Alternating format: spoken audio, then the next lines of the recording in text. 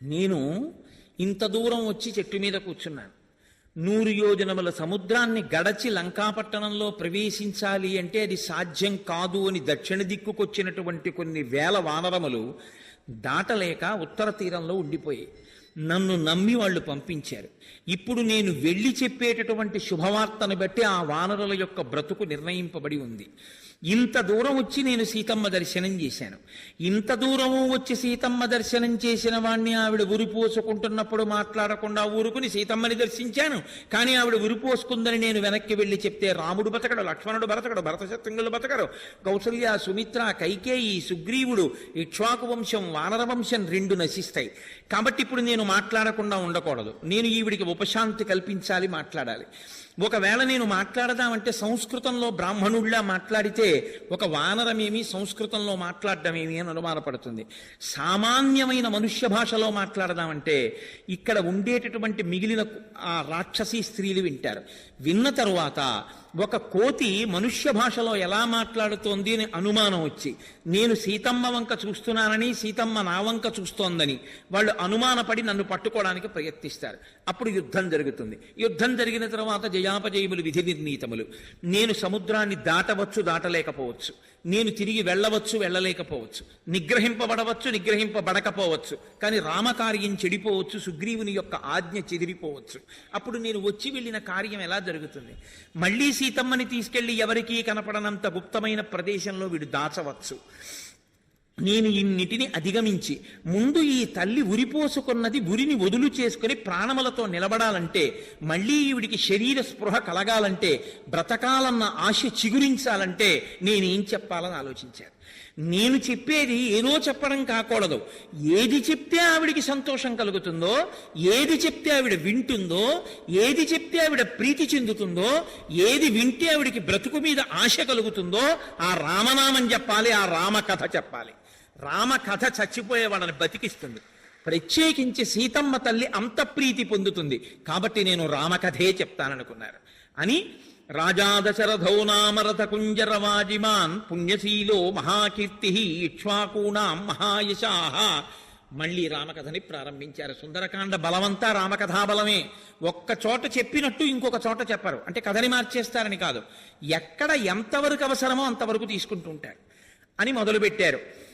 ఒకానొకప్పుడు మహానుభావుడు, పుణ్యమైనటువంటి వర్తన కలిగిన వాడు, రుజుస్వభావము కలిగినటువంటి వాడు, అనేక పుణ్యకార్యములు చేసిన వాడు, యజ్ఞయాగాది క్రతువులు చేసిన వాడు, కొన్ని లక్షల ఏనుగులు గుర్రములు సంపదగా కలిగిన వాడు, కోసల రాజ్యమును పరిపాలించిన వాడైన దశరథ మహారాజు గారికి కలిగిన 9 పుత్రులలో పెద్దవాడైన రామచంద్రమూర్తి తండ్రిని సత్యవాక్యమునందు నిలబెట్టడం కోసమని ఆయన ఆజ్ఞాపించిన విధంగా 14 సంవత్సరముల దండకారణ్యంలో వసించడం కోసం భార్య అయిన సీతమ్మతో తమ్ముడైన లక్ష్మణుడితో కలిసి అరణ్యవాసానికి వచ్చి 14,000 మంది కరదూషణాదులను సంహరించి జనస్థానంలో ఉండగా రాక్షస సంహారం చేశాడని మనసులో కోపం పెట్టుకున్నటువంటి రావణాసురుడు మారీచుడనబడేటటువంటి రాక్షసుని ప్రేరేపించి ఒక మాయామృగ రూపంలో పంపించి సీతమ్మని లోభపెట్టి రామలక్ష్మణుల్ని దూరం చేసి సీతమ్మని అపహరించి తెచ్చి ఈ లంకాపట్టణంలో బంధించి ఉంచాడు.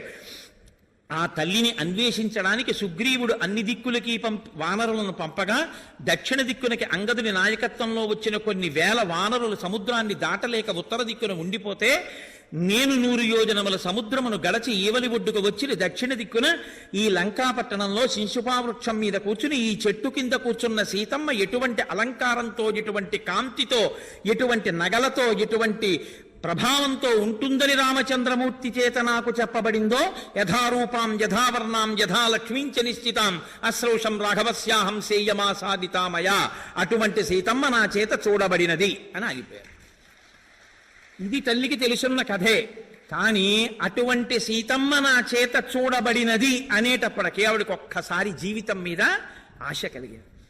ఆ తల్లి వెంటనే ఆనందపడిపోయి నిశమ్య సీతావచనం కపేశ్చ దిశశ్చ సర్వాః ప్రదిశశ్చ వీక్ష్య స్వయం ప్రహర్షం పరమం జగామ సర్వాత్మనా రామమనుస్మరంతి.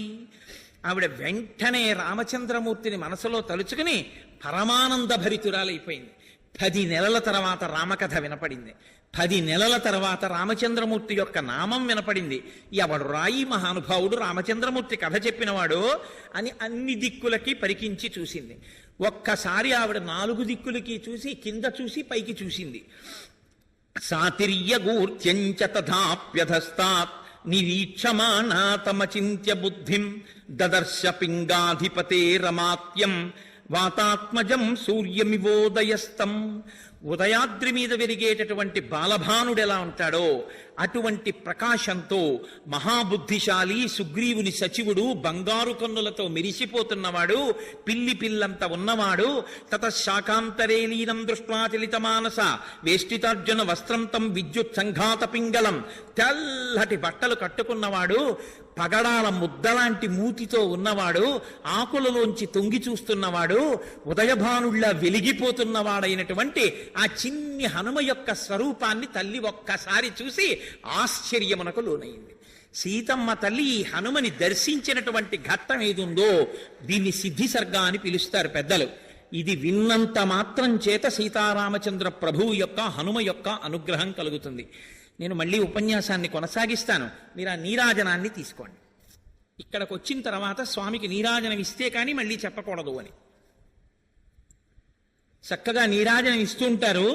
మనమందరం కూడా శ్రీరామదూతం శిరసా నమామి అదొక్కసారి చెప్దాం. నేను మకుటం చెప్తాను, మీ అందరూ ఆ మాట చెప్పండి. స్వర్ణ పింగళభా స్వరనేత్రయుగళం చలితమకర కుండల గండ భాగం సమలంకృత దివ్య స్వర్ణోపవీతం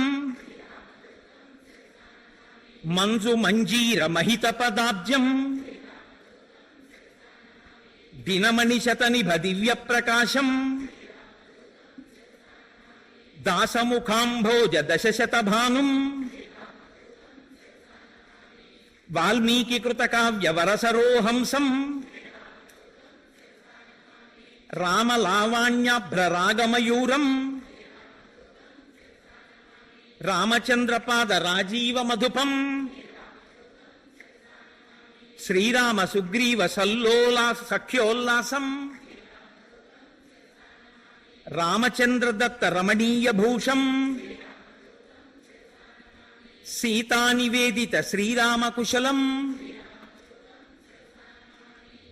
ఇవాళ మనం గొప్ప సిద్ధిసర్గ విన్నాం. చాలా సంతోషం. అందరూ ఆ నీరాజనాన్ని స్వీకరించండి. జై శ్రీమద్ రమారమణ గోవింద. జై శ్రీరామ్. సీతారామచంద్ర ప్రభువుకి, హనుమత్ సమేత శ్రీ సీతారామచంద్ర ప్రభువుకి, శ్రీ సీతారామచంద్ర ప్రభువుకి. హరి ఓం.